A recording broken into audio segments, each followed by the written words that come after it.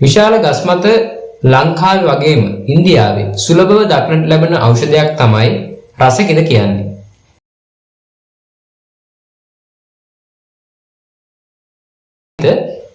ඝන අලු පැහැති පොත්තකින් යුක්ත ඖෂධයක් වෙන රසකිඳ වෛද්‍ය විද්‍යාවේදී ඊටම වැදගත් ඖෂධයක් ලෙස සැලකෙනවා. මේකේ තියෙන ඖෂධීය ගුණය නිසාම ආයුර්වේදයේදී මේක අමෘතය කියලාත් හඳුන්වනවා. ඇත්තටම රසකිඳ කියන ශාකය අපි අඳුරගන්නේ කොහොමද? රසකිඳ කියන්නේ විශාල ගස් මත වැවෙන ඉස්ම සහිත අලු පාට කඳක් තියෙන, ඊටාම ඝනව වැඩිච්ච අලු පාට කඳක් තියෙන ශාකයක්. ඒ වගේම මේකේ පත්‍ර හෘදයාකාර වෙනවා. ඒ කියන්නේ අපේ හදවතේ හැඩයට සමානයි. ඉතින් මේක ලංකාවේ වගේම ඉන්දියාවේ සුලභව දක්නට ලැබෙනවා. ලංකාවේ නම් හැම ප්‍රදේශයකම වගේම මේ ඖෂධය අපිට බලා ගන්න පුළුවන්. හැබැයි බොහෝ දෙනා මේ ඖෂධය ගැන දැනුවත් නැහැ. විතර විතර ලෙඩ හැදෙන පුද්ගලයෙකුට තමන්ගේ ප්‍රතිශක්තිය දියුණු කරගන්න ඉතාම වැදගත් වෙන ඖෂධයක් තමයි රසකිඳ කියන්නේ. ඒ වගේම තමයි රසකිඳ සෙම්පතිශ්‍රාවට, ඒ වගේම වෛරස් වගේ ආසාදන වලින් ආරක්ෂා වෙන්න, ඒ වගේම අපේ හැමේ ඇති වෙන චර්ම රෝග වලට, ඒ වගේම ગેස්ට්‍රයිටිස් වලට, දියවැඩියා පාලනයට මේ වගේ විවිධාකාර අද කාලේ සුලභ රෝග බොහොමයකට ප්‍රතිකාර සපයන ප්‍රතිකාරයක් හැටියට ගන්න පුළුවන් ඖෂධයක්.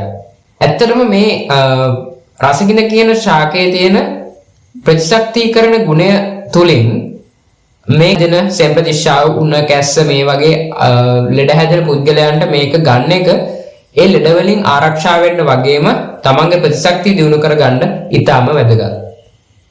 ඒ වගේම තමයි වසංගත වගේ පැතිරෙන කාලවල ඒවට නිරාවරණය වෙන පුද්ගලයෙක් ඉන්නවා නම් ඔහුට මේ රසකිඳ සතියකට වතාවක් භාවිතා කරන එක තමන්ට ඒ අවට පරිසරයේ තියෙන වසංගත වලින් ආරක්ෂා වෙන්න ඉතාම පිටුවහලක් වෙනවා.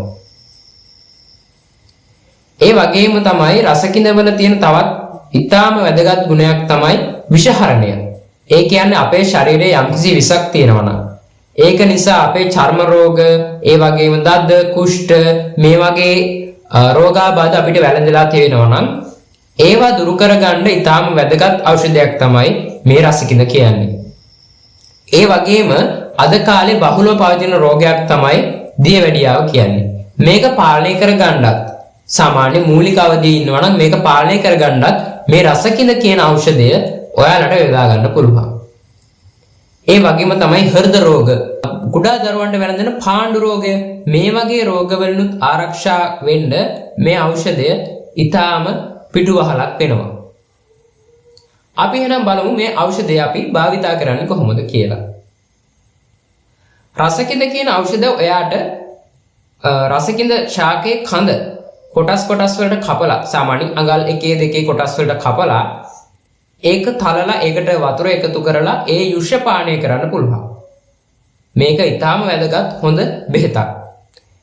ඒ වගේම තමයි රසකිඳ කඳේ කැබැල්ලක් අරගෙන ඒක හොඳින් තම්බලා ඒන යුෂ පානය කරන්නත් පුළුවන්. ඒ වගේම තමයි නෙල්ලි රසකිඳ කියන දෙක එකට මික්ස් කරලා පානය කරන එකෙන් ඔයාගේ ඇඟේ ඇති වෙලා තියෙන දාහය, ඒ වගේම යටිපතුල් වල ඇති වෙන උෂ්ණත්වය, උෂ්ණ අධික බව,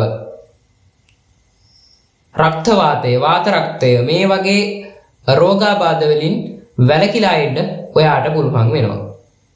ඒ වගේම තමයි අපිට පුළුවන් රසකිඳ කල්තබා ගැනීමේ ක්‍රමයක් වශයෙන් රසකිඳ කඳ වේලලා කොටස් වලට කපලා ඒක පිටි කරලා ඒක තේ හැන්දක් වගේ උණු වතුරට දාලා තැම්බෙන්න හැරලා පානය කරන්න. ඉතින් මේ තුලිනුත් අර අපි අමුයෙන් ගන්නවා වගේම ඖෂධීය ගුණ කිසිම අඩුවක් නැතුව අපිට ලබා ගන්න පුළුවන්. ඉතින් හැමතිස්සෙම බලනකොට රසකිඳ කියන්නේ අපේ ශරීරයේ තියෙන ලෙඩ බොහෝමයකට ප්‍රතිකාරයක් වශයෙන් අපිට ගන්න පුළුවන් ඖෂධයක්. ඉතින් රසකිඳ වැල් ලංකාව වගේ රටක සෑම පළාතකම වැවෙනවා. ඉතින් ඔයාටත් පුළුවන් නම් ඔයාගේ ගෙවත්තේ රසකිඳ වැලක් වවා ගන්න. ඒක ඔයාගේ ජීවිතයට කරන ආයෝජනයක්. ඔයාට ලෙඩ වලින් ආරක්ෂා වෙන්න මේ රසකින්ද අතියකට වතාවක් වගේ පාවිච්චි කරන්න පුළුවන්. ඒ තුලින් වසංගත ලෙඩ රෝග වැළඳන එක අවම කරගෙන නිරෝගීව ජීවත් වෙන්න ඔයාට පුළුවන්.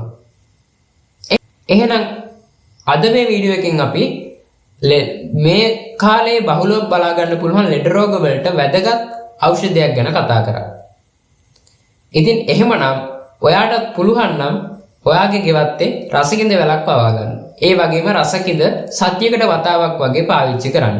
ඒ වගේම වැදගත් කරුණක් විදිහට කියන්න ඕනේ මේ රසකින්ද කියන ඖෂධය ගැබිණි මාතාවක් ඒ වගේම නිදානගත රෝග තියෙන පුද්ගලයන් පාවිච්චි කරනවා නම් අනිවාර්යයෙන්ම වෛද්‍ය උපදෙස් ලබා ගන්න අමතක කරන්න එපා.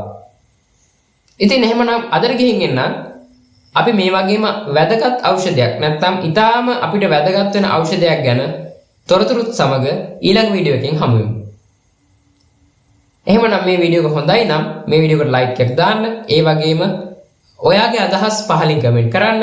ඒ වගේම මේ වීඩියෝ එක අපේ ලාංකීය ජනතාව ලෙඩ රෝගීන් පිළිබඳ ජනතාවට තවදුරටත් දැනගන්න සමාජගත කිරීමක් වශයෙන් හැකිතරම් ෂෙයා කරන්න. ඒ වගේම මේ වගේ වීඩියෝස් ඉදිරියටත් බලන්න කැමති නම් අපේ YouTube නාලිකාව subscribe කරලා අපිත් සමග එකතු වෙන්න. එහෙනම් ඔබ සැමට නිරෝගී දිවියක් වේවා.